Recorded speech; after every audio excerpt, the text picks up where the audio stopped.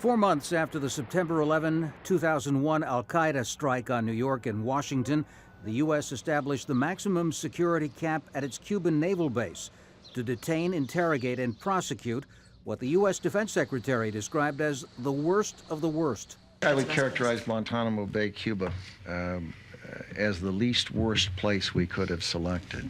More than 770 prisoners were eventually sent to Gitmo, first from secret CIA sites around the globe, many undergoing what even some Bush administration officials described as torture.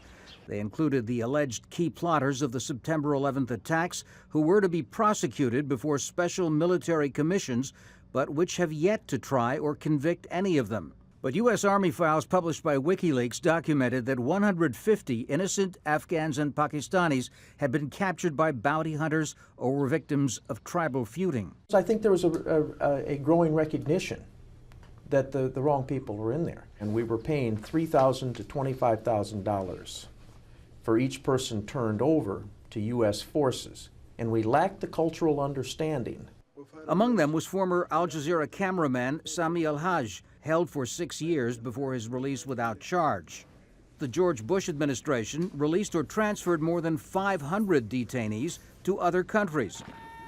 A number of them, by various estimates 5 to 30%, went on to engage in hostile acts. One of the reasons that Barack Obama ordered the prison shut down within his presidency's first year. For many years, it's been clear that the detention facility at Guantanamo Bay does not advance our national security. It undermines it. Congress has continued to stymie Obama. It's barred any detainee transfers as well as proposals to build a special prison within the U.S. The detainees who are deemed too dangerous to release will be sent into the United States. And Americans across the country don't want that. Yet Obama has also been blamed for not releasing as many inmates as he could have done.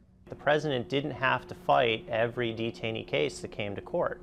And if he hadn't fought these cases, it would have made it a lot easier for him to transfer these men out. As Obama prepares to leave the White House, 55 detainees remain in Guantanamo.